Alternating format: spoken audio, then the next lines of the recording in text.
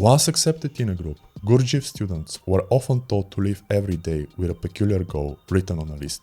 The idea was to increase mindfulness and self-awareness while presumably combating entropy.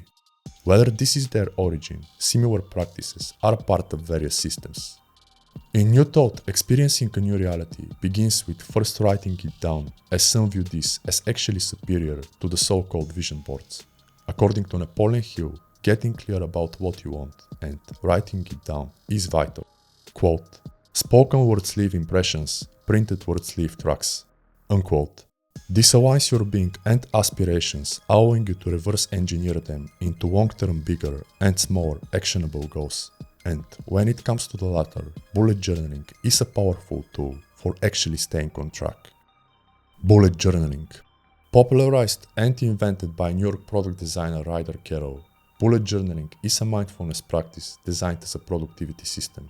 It helps you process the past, organize the present, and create a desired future.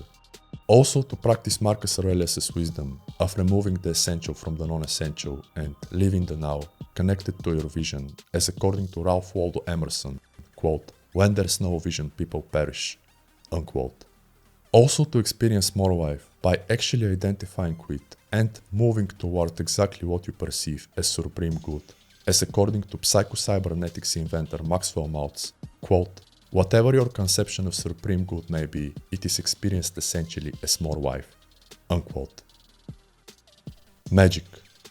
While magic books offer techniques and correspondences, declarations of intent are really what put those into action. Resonating with the attributions, the latter basically sets in motion the probability shifts.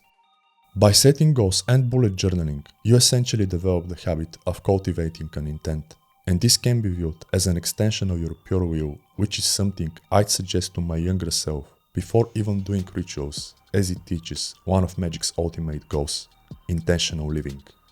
Reconciliation. All your goals, rituals, declarations of intent, and actions/habits must align. Magick is the art and science of causing a change in consciousness so a proportionate one can happen in the external world. Bullet journaling allows you to track exactly how much your rituals actually contribute to feeling the right emotions, encountering the right things, thinking the right thoughts, and engaging in the right activities. Also, whether you tend to be more often than not in the right place at the right time. Litmus Test. Magick is an empirical science, so Buju can be used as a litmus test, just as crucial as your dream and ritual journals. The last to tape your dreams and what happens in the 30 minutes of practicing. The bullet journal increases awareness of your ritual's actual impact on your work and days. Habits. Speaking of action, the bullet points are usually small tasks with different priorities. While this serves many, I find myself more productive when also tracking habits. This means tracking work sessions as bullet points using the Pomodoro method. What I found is that having goals like writing, editing, or designing for 4 hours or more is far more productive and healthy to my psyche than obsessing over a particular result. Let me know if that resonates. Mental health. Depression. Bullet journaling can be part of an effective strategy for combating depression. It brings clarity to what you can do now, as your bullet points are basically specially designed to be perfectly doable. This almost automatically sets you into action, which, as many agree, is an antidote to depression. Then by the day's end, when depression may or may not become more severe, it confirms that progress has been made. If not removing them entirely, this substantially replaces feelings of hopelessness and stagnation with courage, fulfillment, and purpose. Anxiety. It can also reduce overall levels of anxiety by showing you that when broken down into tiny tasks or working blocks, your goals are actually not that frightening, especially when you witness progress taking place in both your journal and life. Gratitude. Besides, Buju may include or be used alongside the gratitude practice, which, according to numerous studies, actually helps with depression and anxiety. Least resistance. A key to remember is that, like any productivity, mindfulness, or even magical technique, bullet journaling is not the goal. That is doing the actual thing or things. If bullet journaling requires too much effort or willpower, you should keep it to a minimum, focusing on engaging with reality. Flexibility.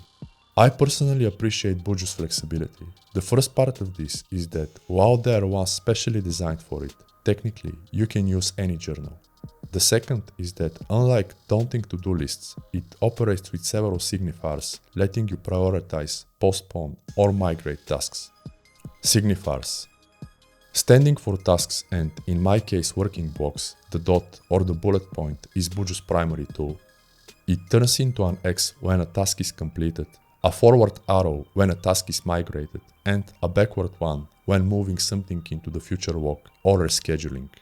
The circle represents events scheduled for the future or marked after they have taken place.